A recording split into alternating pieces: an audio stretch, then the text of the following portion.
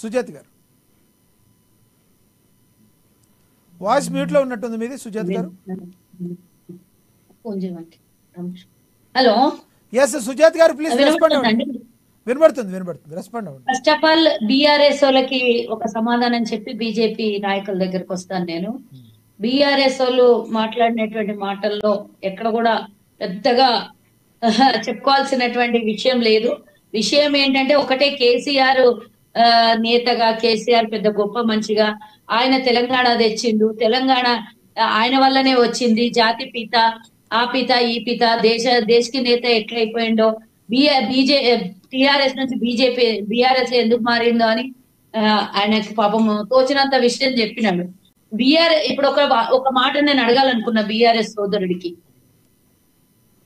మన తెలుగు రాష్ట్రాల్లో ఇంకొక పార్టీ టీడీపీ ఉంది. తెలుగుదేశం పార్టీ అని నేషనల్ పార్టీగా అదే పేరు మీద వచ్చింది. కానీ ఇంకోటి నేషనల్ పార్టీ ఇంకేమైనా పెట్టుకొని టీడీపీ అని పెట్టుకొని రాలేదు కదండి. మీరెందుకు టీడీపీ పెట్టుకున్నట్లు మీరు అలాగే టిఆర్ఎస్ నేషనల్ పార్టీ అని ఎందుకు పెట్టుకోలేదు? అలా ఎందుకు జాతీయ హోదాలోకి వెళ్ళలేదు? సుజాత గారు, ఇక్కడ తెలంగాణ రాష్ట్ర సమితి అనేది తెలంగాణ ప్రజల భావోద్వేగాల మీద ఏర్పడిన పార్టీ కాబట్టి టిఆర్ఎస్ అని పెట్టారు. తెలంగాణ పార్టీ అని వేరే రాష్ట్రాలకు వెళ్తే ఎవరైనా ఓట్లు వేస్తారా? వేయరు. కాబట్టి మిగతా మీ రాష్ట్రాలను కూడా బాగు చేస్తామని బీఆర్ఎస్ అని పెట్టుంటారు. లేదండి, టీడీపీ కూడా నేషనల్ లో పోటీ చేసింది కొన్ని రాష్ట్రాల్లో గతంలో, మీరు గుర్తు చేసుకోవాలి. ఇప్పుడు అలాంటి చిన్న పట్టించుకుంటే కాంగ్రెస్ పార్టీ కూడా అనేక గుర్తులు తేడాలు వచ్చినాయి. ఫస్ట్ ఆవు దూడ ఉండేది, తర్వాత హస్తం గుర్తు. మీరు అడిగిన దానికి నేను చెప్తున్నాను. మీరు అడిగారు, నేను ఆన్సర్ చెప్తున్నాను. నేను ఎందుకు మార్చారా అని ఎప్పుడో మాట్లాడుకున్నాను దీని గురించి. ఆల్రెడీ తెలంగాణని మొత్తం అమాంతం నాకేశారు కాబట్టి మొత్తం కుక్కలు చింపిన ఇస్త్రాకు చేసి ఇక్కడ ఏం లేదు ఇంకా దోచుకోవడానికి. మళ్ళీ పక్క రాష్ట్రాల్లో మహారాష్ట్రలో పోయిన 600 బాళ్ళు తీసుకొని అక్కడ ఏమన్నా దొరుకుతాయేమో నిధులు, ఖజానా, కార్ఖానా అని చూసిండ్రు. అంతలోపల తెలంగాణలో ఓడిపోయారు. అక్కడి నుంచి బిచానా లేపేసిండ్రు. దాని తర్వాత నేషనల్ లో ఉన్నటువంటి వాళ్ళ పార్టీ ఆఫీస్ తీసేసిండ్రో ఉంచుకున్నారో అది తెలీదు. అట్లా ప్రజల సొమ్ముని దారాదత్తం చేసేది తప్పించి వాళ్ళు నిజంగానే నేషనల్ పార్టీ అయితే తెలంగాణలోనే ఒక్క సీటు పార్లమెంట్ స్థానం దొరకలేదు. వీళ్ళు బీఆర్ఎస్ పెట్టుకున్న తర్వాత నేషనల్ లో మెడల్ ఉంచుతాం, కేంద్రాన్ని మెడల్ ఉంచుతాం, అవసరమైతే మేము ప్రధానమంత్రి రేస్ లో ఉన్నాం, ప్రధానమంత్రి అయిపోతామని మాట్లాడినటువంటి వీళ్ళు ఈ రోజు హాస్యాస్పదంగా ఉంది. వాళ్ళు దేశకి నేత అవ్వడానికి కోసం బీఆర్ఎస్ గా మార్చుకున్నారు అని వీళ్ళ నాయకులంతా గొప్పగా చెప్పుకొని దాని గురించి ఒక నెల రోజులు డిబేట్లు కూడా చేసుకున్నాం మనం.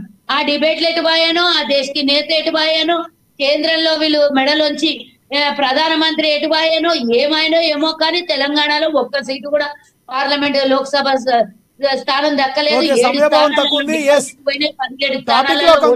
సుజాత గారు, ఈ రోజు కేసీఆర్ గారు రాకపోవడానికి బీజేపీలో చెప్పాలి కదండి. నేను చాలా పెద్ద పురాణం చెప్పారు బీజేపీ సోదరుడు, వారికి నేను సమాధానం చెప్పాలి కదా. 11,000 కోట్ల రూపాయలు డిజాస్టర్ లో ఉన్నాయి అంటున్నారు.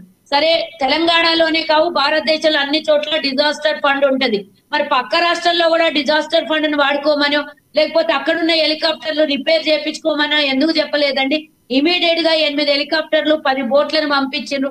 అంటే నేను వాళ్ళకి చేసినందుకు నేను అనను. ప్రజలు ఎవరైనా ప్రజలే, ఎవరికైనా ప్రాణమయమే ఉంటది, ఎవరికైనా ప్రాణం మీద తీపే ఉంటది.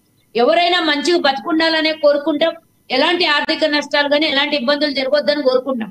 కానీ కేంద్రంలో ఉన్నటువంటి ఎన్డీఏ ప్రభుత్వానికి తెలంగాణ అంటే సుజాత గారు, నాకు ఒక క్వశ్చన్ ఉంది, దానికి ఆన్సర్ చెప్పి మీరు ఈ క్వశ్చన్ అడిగితే బాగుంటుంది.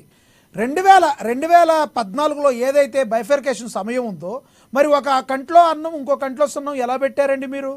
తెలంగాణ ఎందుకు ఇచ్చారు? ఆంధ్రప్రదేశ్ ని బేషరతుగా అప్పటికప్పుడు విడగొట్టి ఆంధ్రప్రదేశ్ కు అన్యాయం ఎందుకు చేస్తుంది కాంగ్రెస్ పార్టీ? అప్పటికప్పుడు అని మీరు అడుగుతున్నారు. ఇప్పుడేమో వాళ్ళేమో 2 ఏళ్ళు 3 ఏళ్ళు కాంగ్రెస్ పార్టీ అప్పుడు ఎలా చేయగలిగింది అది అడుగుతారు బీజేపీ వాళ్ళు. మరి మీరు ఇది అడిగితే చేపర్లు పంపించి ఆంధ్రప్రదేశ్ కి అలా పంపించారని అడిగితే ఏ రకంగా ఆంధ్రప్రదేశ్ కి మీరు అన్యాయం చేశారు వాళ్ళు అడుగుతారు. నేను ఒక్కటి చెప్తానండి. చెప్పండి. ఇప్పుడు వాళ్ళు అంటున్నారు కదా అన్నము సున్నము అని. మీరు ఇంకా చిన్న మాటే అన్నారు. వాళ్ళ ప్రధానమంత్రి అయితే ఏకంగా పార్లమెంట్ లోనే చెప్పిండు తల్లిని చంపి బిడ్డను బతికిచ్చిండ్రు అని. ఇట్లాంటి మాటలు మాట్లాడినటువంటి బీజేపీకి ఇక ఉనికి ఎట్లా వచ్చిందో, ఎట్లా ఓట్లు పడ్డాయో వాళ్ళే గుర్తుంచుకోవాలి. పక్క రాష్ట్రాల్లో గెలిచినటువంటి విషయం అందరికీ తెలుసు. అది ఎట్లా గెలిచిండ్రు, అది అవకాశము సబ్జెక్ట్ వేరే ఉంది. అది మాట్లాడినప్పుడు నేను సమాధానం చెప్తాను. తెలంగాణ ఎందుకు ఇచ్చారని మీరు అడుగుతున్నారు. తెలంగాణ అలసత్వం ఎందుకు అయిందని బీజేపీ వాళ్ళు బీఆర్ఎస్ వాళ్ళే కదా ప్రశ్నించింది. మళ్ళీ నేను అడుగుతున్నా ఈ రోజు వీళ్ళకి తెలంగాణ ఆకాంక్ష 56 తెలంగాణ ఎందుకు ఇచ్చారని అడగట్లేదండి. ఆంధ్రప్రదేశ్ ని ఎందుకు ఆ రకంగా విడగొట్టారని అడుగుతున్నారు. తెలంగాణని ఇవ్వద్దని ఎవరు అనలేదు, తెలంగాణ ఇవ్వాలని అందరూ అన్నారు. ఆంధ్రప్రదేశ్ ఏ రకంగా విడగొట్టాలో చెప్పండి. ఇప్పుడు తెలంగాణ ఆకాంక్ష 1200 మంది పిల్లలు ఆత్మహత్య చేసుకొని బలిదానం అయ్యారు. అంటే ఎలక్షన్లకి ముందు కాకుండా ఆంధ్రప్రదేశ్ విడగొడటానికి టైం ఇచ్చి ఈ రకంగా మేము విడగొడుతున్నాం ఆంధ్రప్రదేశ్ ని తెలంగాణని అని టైం ఇచ్చి విడగొట్టకుండా ఎలక్షన్ల ముందు విడగొడితే అది అవకాశవాద రాజకీయం కాదా? 2 సంవత్సరాలు ఒక కమిటీ వేసాం, శ్రీకృష్ణ కమిటీ వేసిన తర్వాత అన్ని లెక్కలు పత్రాలు అన్ని చేసిన తర్వాతనే 10 సంవత్సరాల వరకు ప్రత్యేక హోదా రాసాము. తెలంగాణలో కొన్ని షరతుల మీద తెలంగాణ వచ్చిన తర్వాత తెలంగాణకి railway coach factory, ITIR project లేదా గిరిజన యూనివర్సిటీ, అట్లా ఆంధ్రప్రదేశ్ కి 10 సంవత్సరాలు ప్రత్యేక హోదా, ఇలా రకరకాలుగా విభజన చట్టంలో అమలు పరిచినాయేనండి. అవన్నీ లేకుండా ఊరికే విడగొట్టి మధ్యలో ఒక గీతి ఇదిగో మీది ఇది, ఇదిగో మీది ఇది అని పంచలేదండి. అన్ని చట్ట రూపం దాల్చిన తర్వాతనే కాంగ్రెస్ ప్రభుత్వం విడదీసింది తప్పించి ఏదో చెయ్యాలి ఊరుకోవాలి వదిలేయాలని కాదు. వీళ్ళే ఎన్నో డిబేట్లలో మాట్లాడారు. 9వ తారీఖున అనౌన్స్ చేస్తే 14 వరకు లాక్కొని వచ్చిండ్రు. ఎందుకు ఇమీడియట్ గా కంక్లూడ్ చేయండి, సమయభావం తక్కువ ఉంది, కంక్లూడ్ చేయండి టాపిక్ మీద. ఈ రోజు నేనేమంటున్నా, ఆ రోజు తెలంగాణ ఇవ్వడం అవసరము. ఇది తెలంగాణకి ఈ రోజు ప్రాణాలు కోల్పోతున్నటువంటి వర్షంలో ప్రాణాలు కోల్పోయి ఇంత పెద్ద విపత్తు తలపెట్టిందని దీన్ని వేరే దాంతో ముడేయద్దు. ఈ రోజు ప్రాణాలతో చెలగాటమాడుతున్నటువంటి ఎన్నో వేల కోట్ల రూపాయలు కోల్పోయినటువంటి ఆస్తుల్ని, సొంత మనుషుల్ని కోల్పోయినటువంటి 2 రాష్ట్రాల్లో ప్రజలు ఈ రోజు వారికి అన్యాయం జరగద్దు, మనకు అన్యాయం జరగద్దు. కేంద్రంలో ఉన్నటువంటి ప్రభుత్వం అట్లీస్ట్ 2 రాష్ట్రాలు పక్క రాష్ట్రాలు విడిపోయినటువంటి రాష్ట్రాలకు సమన్యాయం చెయ్యాలి. ఇప్పుడు వాళ్ళ చేతిలో ఉన్నటువంటిది తత్వర ఉపశమనము. ఒక 2000 కోట్లు మేము అడిగాం, దానికి 1100 కోట్లు డిజాస్టర్ లో ఉన్నాయి, అవి ఖర్చు పెట్టండి తర్వాత అడగండి అంటున్నారు. కనీసం వాళ్ళకి 40 కోట్లు ఇచ్చారు, మాకు 10 కోట్లు కూడా అనౌన్స్ చేయలేదు కదా. అందరికీ డిజాస్టర్ ఫండ్ ఉంటది, ఎవరికి ఉండదు? ఎవరికి ఉండదు? డిజాస్టర్ ఫండ్ హెలికాప్టర్లు పాడైనయా, హెలికాప్టర్లు పంపించాలా, లేకపోతే అక్కడి నుంచి ఇమీడియట్ గా బృందాన్ని దింపాలని కేంద్రంలో ఉన్న బీజేపీ ఎందుకు తెలంగాణ మీద వివక్ష చూపించి ఆలోచించలేదు? చక్కర్లు సుడిగుండాలు కొట్టడానికి పనికొస్తాయి. నీ ఉత్తమ్ కుమార్ రెడ్డికి ఒక హెలికాప్టర్ వస్తుంది, రేవంత్ రెడ్డికి ఒక హెలికాప్టర్ వస్తుంది, రాహుల్ గాంధీ ఒకటి వస్తుంది, సోనియా గాంధీ ఒకటి వస్తుంది, కర్ణాటక వెళ్ళి ఎవరో ఆల్ ఇండియా ప్రెసిడెంట్ ఒకటి వస్తుంది. ఈ రోజు కాపాడడానికి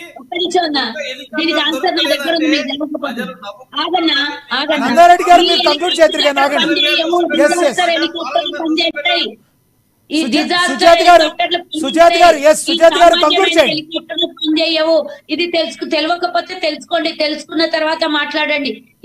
ఇవి మామూలుగా తిరిగే హెలికాప్టర్లు వేరే ఉంటాయి, డిజాస్టర్ లో పనిచేయాల్సినటువంటి హెలికాప్టర్లు వేరే ఉంటాయి. సోదరా, ఇది కూడా తెలియకుండా డిబేట్ లో ఎట్లా పడితే అట్లా మమ్మల్ని తిట్టడానికి మాత్రం మీరు కంకణం కట్టుకున్నట్లా పెట్టుకోకండి. ప్రధానమంత్రి కొన్ని వేల కోట్ల రూపాయలు ఖర్చు పెట్టి విదేశాలకు సొంత ఏరోప్లేన్ తయారు చేసుకొని తిరిగి దేశాన్ని అప్పుడప్పుడు చేసి మీరు వచ్చి మా గురించి మాట్లాడతారా? గతంలో 16 మంది ప్రధానమంత్రులు దేశాన్ని పరిపాలిస్తే 56 లక్షల కోట్లు, మీ ఒక్క ప్రధాని 30 లక్షల కోట్లు మీ ఒక్క ప్రధానమంత్రి నన్ను మాట్లాడండి. మీ ఒక్క ప్రధాని 130 లక్షల కోట్ల అప్పు చేసిండు. ఏమి వర్గ పెట్టిండు?